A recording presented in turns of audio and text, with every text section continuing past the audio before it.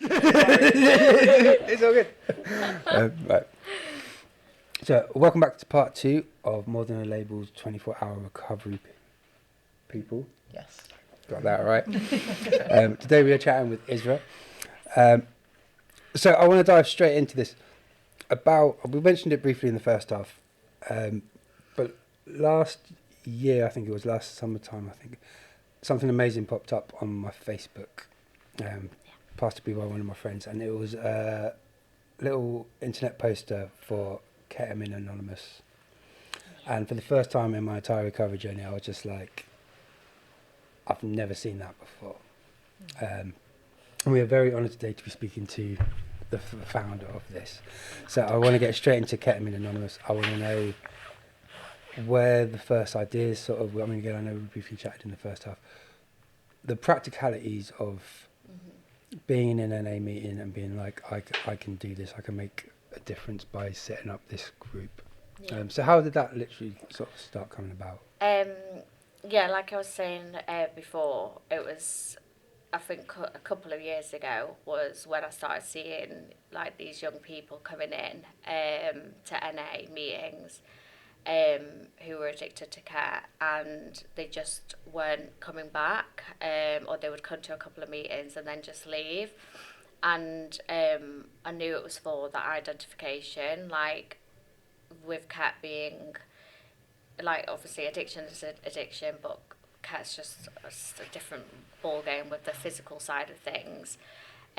So I think with my recovery journey within NA, like one of the biggest things that's helped me is service.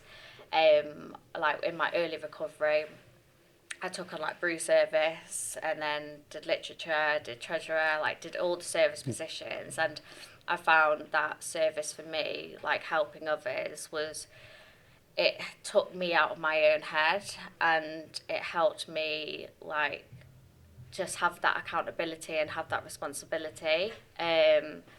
And then with all the service positions that I've done, I kind of was at a point then where it's like I know how to do the fellowship. Do you know what I mean? Like I live and breathe the fellowship.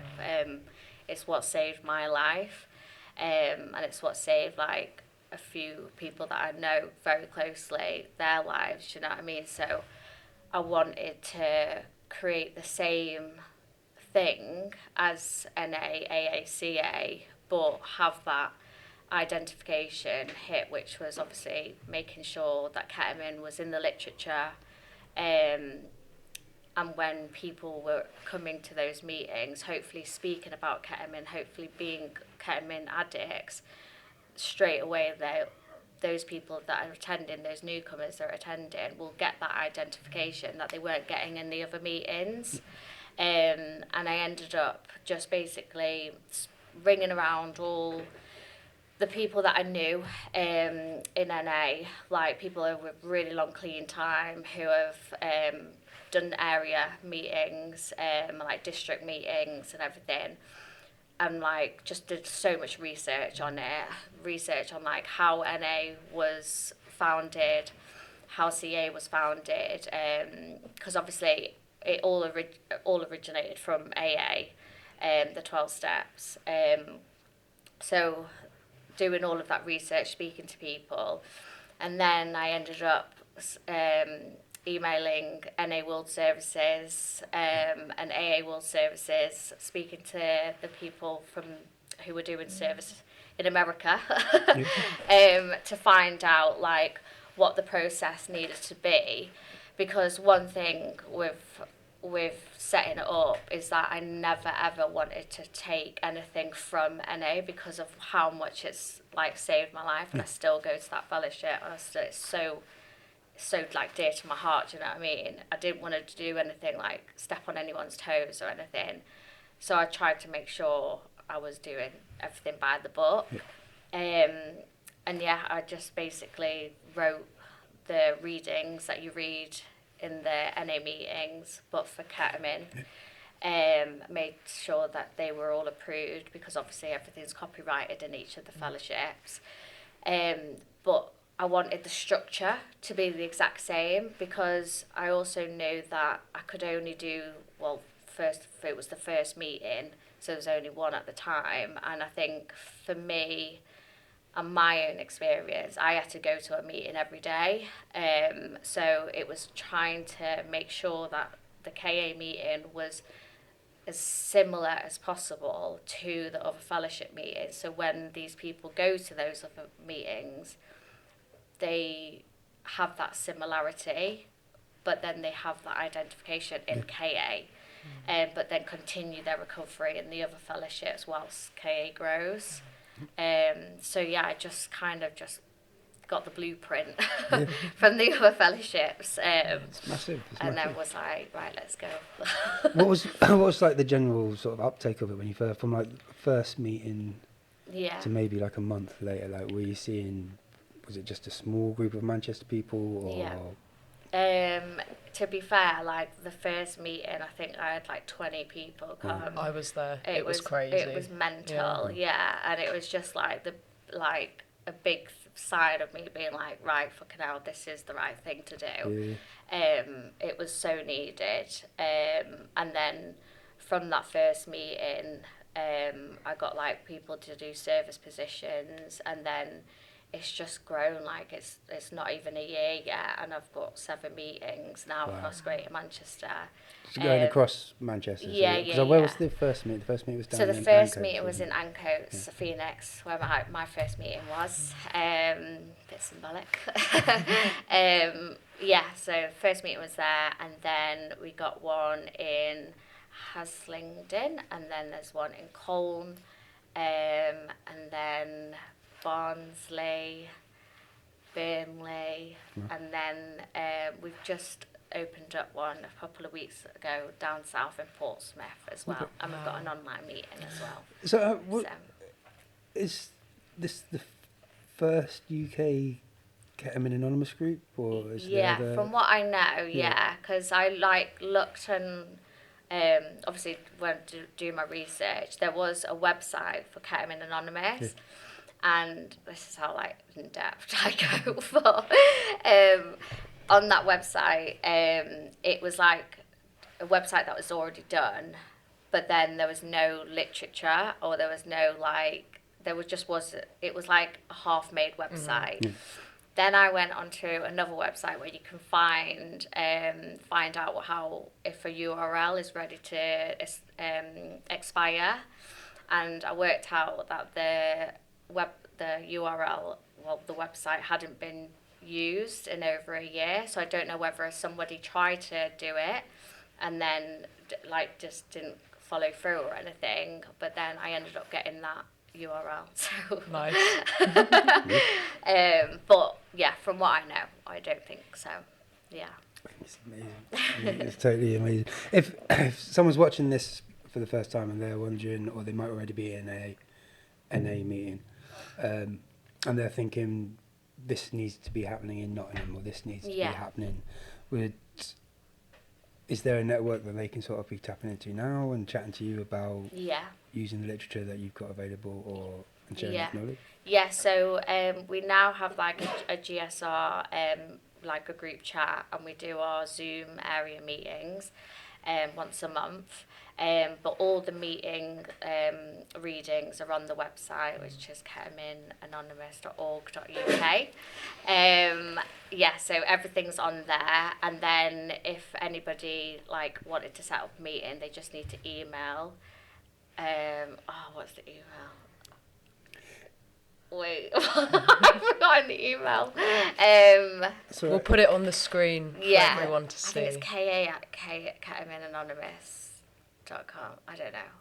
I need to find out. Can we find out? Yeah, we'll link that in as well with this podcast that comes along. But yeah, if anybody can email, and then I respond to all the emails, and I basically just, the one thing that I do make sure is I have a little bit of a protocol that they have to be over at least 6 months clean, and they have to be doing the 12 steps. I think just because I'm really I'm quite precious on the fact that I want that message to just be a continuation in all meetings, that it is a 12-step meeting fellowship, Do you know what I mean? And I guess linking up with their local NA meetings and AA meetings as well, keeping those networks in that community area together. Yeah, exactly. It's like in the meeting script on Phoenix. Like, to be fair, I've said that each meeting can have their own meeting format and stuff, apart from the readings have to be the readings. But in our meeting script, I say, like, for any newcomers to make sure you go into the other fellowships, because we're only one meeting a week, especially in Anco, so it's like you have to be doing those meetings. Do you know what I mean? Yeah, alongside everything. It all works can't together. just be doing the one a week. I've got another. Sorry, I'm like I say, I've been waiting for this chat. One little thing, you chat about it on your YouTube channel, Still Addicted, and earlier we were chatting about things about when I first attended my first NA meetings, what I was using to block myself from entering this recovery. And I know this comes up to a lot of people. I chat in Smart Recovery, it chats to a lot of my friends who've tried to get into NA or AA. One of our big hurdles that we send to is it step number 2? Yeah. Let's chat higher Step powers. 2 and 3. Let's chat higher powers. The God. The God thing. God. So, and again, I think with people who are trying to access that, so again, it's that first little thing, that little voice in our head of, well, I don't believe in God. I don't believe in this, so this can't apply to me. Yeah. How would you say, if someone's coming to their first meetings, and how do we approach that? So I really struggled with that, purely because of my background with, like, my dad's Islamic. Yeah. He ended up getting very strict with Islam, and I saw it as religion as rules. So as soon as I knew about the God thing and higher power and everything, it was like, oh, I don't know about that. But speaking to other fellows in the fellowship, they taught me to change God to good orderly direction. Or group of druggies, because the meetings for me were like, they were so powerful for me. Like, every single time I went to a meeting, like, I would go feeling like shit and I'd come out feeling amazing. Do you know what I mean? Like, so I felt like there was something in those rooms. So I would do the group of druggies a lot of the time as my higher power. And then, the good orderly direction is that you just try and do the opposite to your defects. So, like, if your brain's telling you to do something that if you know deep down in your gut that it's not right for you, you do the opposite. Yeah. And that's the good thing. So, that's how I look at it. Yeah. But to be fair, though, I have recently actually started praying. Since Ramadan, I did my first fast in like 25 years. Wow. I don't know why, like this last year, I think I've been doing so much in my recovery. I got to this last year and I felt like there was something missing. And then whenever I see people who have that belief, that it's like they've got this, I don't know what it is, it's like there's like this inner peace that they've got. And I want that. So I kind of went back to learning about it, and I remember speaking to my little sister and my brother from my dad's second marriage. They said to me, they were like, you just need to erase everything Dad's taught you and relearn again. So I've been doing that. Don't know whether I believe yet, but I'm just trialing out. I think that comes with our recovery, isn't it? Suddenly being open to just something different. And approaching it with a different mindset, and just being like, okay, well, I'm in a learning phase. Let's learn everything. Let's learn. 100%. I think that's the thing. It's now like I wanna. It's made me want to like learn of all faiths, not just like Islam. Do you know what I mean? Like, I feel like there's a beauty in religion now, when you see it for what it is, and there's like, it's just having like, if you see this God person as somebody who's loving and caring and all of like the beautiful things, then like, and if it gives you something, then why not? Yeah. But then also on the flip side of things, like if it's just totally not for you, then group of druggies, man. Yeah. Like, do you know what I mean? Yeah. 100%. I guess also there's that using that to protect us, not as a reason not to do something. Yeah. You know, if someone's like, well, I don't touch drugs because my God tells me not to, my religion tells me not to. There's also that thing of, like you say, live your best life. Yeah. Your higher power or whatever it is wants you to be your best version of yourself. Yeah, so definitely. it's changing that conversation, even if it's two sides of the same. Yeah, 100%. Same conversation. 100%. I've got another little question. Like, I've got not pages, but one. And again, I'm starting to reference your YouTube channel now. Yes. And again, if our viewers haven't seen it, I highly recommend it. Make yourself a cup of tea, sit down and have a cup of tea, and watch your lovely videos. One thing that we're chatting on about there is, and again, it comes up with, I think, everyone that we've chatted to, and within our little social circle here, is the idea of isolation. And when our drug use, which used to be a social thing, suddenly steps into, it's not even secretive, people know what we're doing. Yeah. But it's stopped being a social thing, and we're now isolating ourselves from our friends, family, outside worlds and stuff. From like life, that. really. Yeah, definitely. I just wondered if we could chat a little bit about that. I know you chat about it on your channel. Either a personal journey from that you noticed, we chatted a little bit earlier, or again, obviously everything that happens in KA and NA is secretive, so we're not chatting about people, but is that something we're spotting with people that are accessing that service, the idea of isolation and finding community? Yeah. So I think, like, obviously, I think with addiction, you end up just isolating. I think for me, with the reason why I isolated was because I couldn't stop. So like when people left the afters, like I was still doing it in my bedroom, do you know what I mean? And then there would be like, in the morning, I would wake up and I'd be straight away like scraping the side of my like drawers, just trying to find it, and then ringing the dealer as soon as he woke up to get it. But I'd be back in my room. But it's like that social anxiety, like I was so anxious, but then also my physical side of things with my bladder, like I needed to be near the loo, so it was like you can't go anywhere with care when it's that bad. You like have to be close to the toilet or like just in your own little bubble. And then it just gets worse and worse because you don't stop. And then with Ket as well, like the worst thing about it is that it's the only thing that takes the pain away. Like, so it's just a vicious cycle. But then going to the meetings and connecting with others and like getting myself out and like doing service, etc., like that connection with other people, other like-minded people, is definitely what saved like my life. And I'd recommend anybody to just get to a meeting if they're in the room currently like sniffing away and not wanting to do it. They don't need to speak to anybody, do you know what I mean, in that room. It's just being around people, and then slowly but surely it gets better. But like connection is opposite to addiction, isn't it? Yeah. Do you know what I mean? So yeah.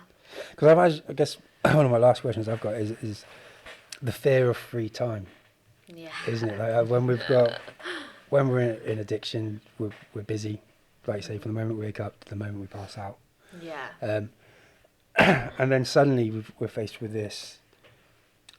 I've got 6 hours in the evening to do. I've got. Yes. How do you tackle that issue of free time? I kind of haven't tackled that because I'm always busy. I guess that's the honest answer, isn't it? Yeah.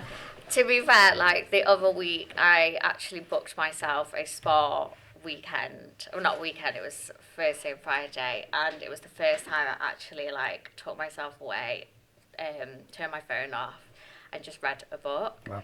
And it was the best thing ever. I was like, I'm doing this more often. But that was like the first time in like the last 4 years I've done something like that. Do you know what I mean? I'm always doing things. So yeah, I need to learn to sit with oneself. Yeah, I guess it's that thing as well. I mean, when we talk about more than a label, a lot of us stem from the arts, and it's that fear of, like, the idea of me going to, not, nowadays it's all right, but I remember at the start, the idea of stepping back onto the dance floor or stepping into a DJ booth, I was just like, no. Yeah. I don't know if that's not even a question, that's just me commenting on it. No, to be fair though, like But entering those spaces. Yeah, I get that, because I get, especially with like the young people that are coming in, like they'll probably be going to raves, their like whole life is going out, do you know what I mean? So like to give up that is probably terrifying, and what keeps a lot of these young people in the addiction and in the cycle. But for me, it was like music is everything to me. Like music is like my medicine. Like I absolutely love it. So I actually made a promise to myself when I first got into recovery that I will do anything and everything to make sure I can have that back in my life. So when I got into recovery, from the first day, I went to a meeting every single day for 3 months. I cut everybody off. I didn't see anybody. And I just went full throttle, like recovery. But then after 3 months, I got my 90 days, and I rang my friend, who isn't in recovery, but like she is ADHD'd out of her fucking head. She's fucking the best human ever. But I knew she wouldn't put me in this situation, and I was like, I need to go to the White Hotel ASAP. Like, I need a dance. But I made sure I was going with somebody that wouldn't put me in a situation, and we only went for literally like 2 hours, from like 11 till I think we left at 1. But I just, to be in that environment, to be on the dance floor, to listen to music, like it was so good.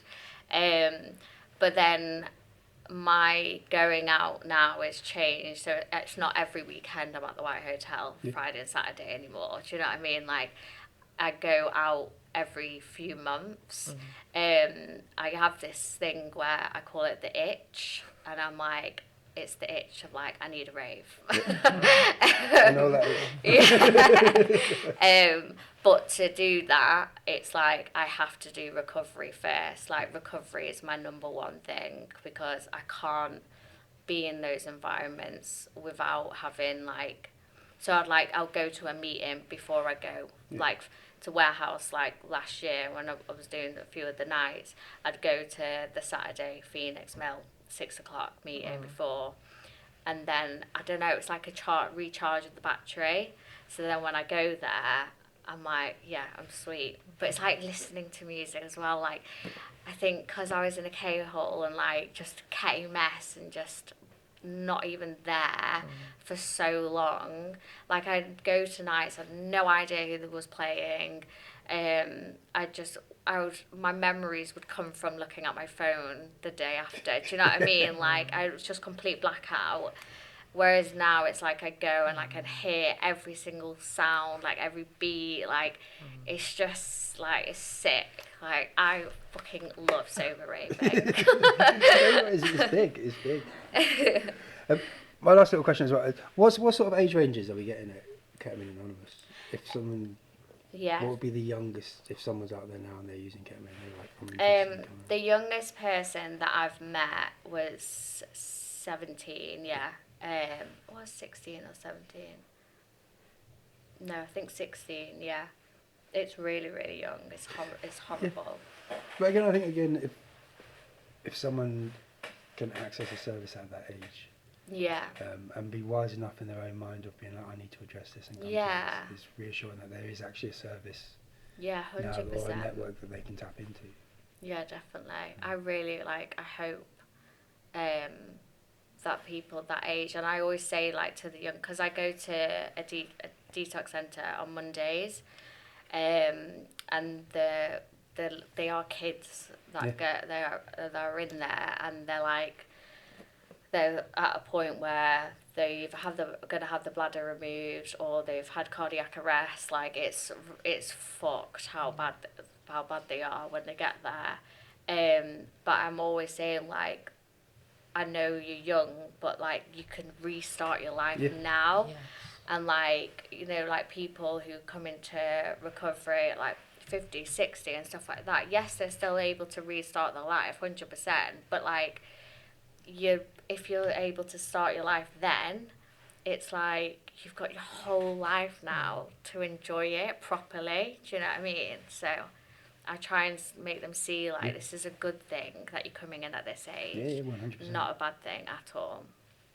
Yeah. Well, we're going to do questions from the sofas to the sofa people. Do you have any question that you wanted to ask? Just throw it open. Were we going to chat about amoxicillin? I know we haven't. I can't remember what that was. Not today. Okay. Yeah, in the break we were talking about naloxone training and how important it is. I know ketamine it's not used for ketamine overdoses, but just as a general sort of peer training. Yeah, I would definitely recommend people, like, if I would love training in that, purely because I basically had somebody who came to one of the meetings and they had a seizure in the middle of the meeting, and thankfully somebody at the meeting had what's it called? Naloxone in their car. But we'd already called an ambulance, and the ambulance came at the right time, so we didn't need to use it. But it's like, if that person who had it wasn't there and that happens again, like, so I think that training definitely needs to be done, because I think if they're having seizures like they are. And naloxone can be used for other things like codeine overdoses. Most things, it's applicable for anyone. Like, I think training's important across the board. It could be like your nan who takes them for like back pain overdoses, and then you can sort it out like that. Yeah, it's great, naloxone. Yeah. So as a sober party advocate, what is your karaoke song on a night out? Karaoke song? This is the question God, what would be my karaoke song? This is the toughest question. This is so hard. Mine is Celebrity Skin by Hole. Oh, that's a good rock out. What the hell? Oh God, I don't have a clue. I don't know. I don't know. Alex, what's yours? I'm going to say Devil's Haircut by Beck. Oh. I don't know where that came from, but it's a tune. It's a tune. I don't know. It'd probably be something really basic, and Oasis Wonderwall. It's classic. We're in the area.